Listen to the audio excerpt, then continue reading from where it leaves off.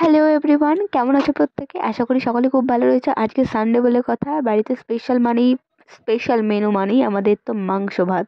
বাঙালির তো প্রিয় এই মাংস ভাত। তো যাই হোক না কেন, আজও আমার সকাল থেকে বড় মন করছিল মাংস খাবো মাংস খাবো। আমার বাবাকে বলতেই বাবা মাংস পাঠিয়ে দিয়েছে, আর আমার মা সুন্দর করে সমস্ত মশলা পরিমাণ মতো দিয়ে এটাকে ম্যারিনেট করে রেখেছিল 15 মিনিট, আর আমাকে বলেছিল তুই রান্নাটা করিস, যেহেতু আমি রান্না পারি না, তো গাইস আমি চেষ্টা করছি।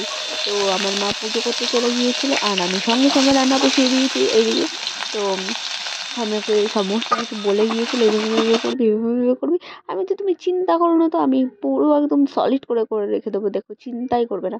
তো বলছে না, চিন্তা তো এই কারণেই হয়, তুই হাত পোড়াস, নইলে তুই পা পোড়াস, মুখে ফোসকা এসে পড়ে, চোখের ওপরে পড়ে। তো ভীষণ আতঙ্কে থাকে আমার মা এই কারণে। তো যেহেতু আমি বলেছিলাম আজকে তুমি চিন্তা করো না, আজকে আতঙ্কের কোনো কারণে, তুমি তো সমস্ত কিছু গুছিয়ে দিয়েই চলে যাচ্ছো, তাহলে আমি নিশ্চয়ই পারবো। তার আমি সত্যিই পেরেছি।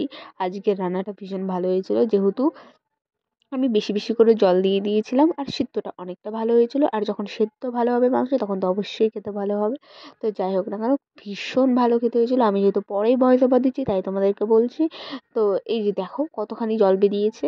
এই জলটাকে শুকিয়ে আমি পুরো কষিয়ে নিয়েছিলাম, তারপরে আমি একটু গরম জল দিয়ে দিয়েছিলাম আর একটু, যেটুকু সেদ্ধ হতে বাকি ছিল, তো সেটুকু সেদ্ধ হয়েছে। তোমরাও ট্রাই করতে পারো গরম জলটা।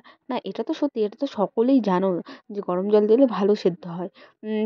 তো আমিও যথারীতি ট্রাই করেছি। তো না, সত্যি বলছি ভীষণ ভালো হয়েছিল। আমার বাবা বলেছিল যে, বলেছে আর কি, যে ভীষণ ভালো হয়েছে। তো নেক্সট টাইম আবার ট্রাই করবো আর তোমাদের সঙ্গে শেয়ার করব। এই বছর তো প্রায় শেষ, এখন নতুন বছর আসতে চললো, নতুন নতুন রান্না শিখবো, আর ভালো মন্দ রান্না করে করে খাবো। আর তোমরাও বাড়িতে নতুন নতুন রান্না শেখো, রান্না করে খাও, যেহেতু নতুন বছর আসছে, এবছর গেছেই, তো মন খারাপ করে লাভ নেই। নেক্সট ভিডিওতে দেখা হবে, টাটা।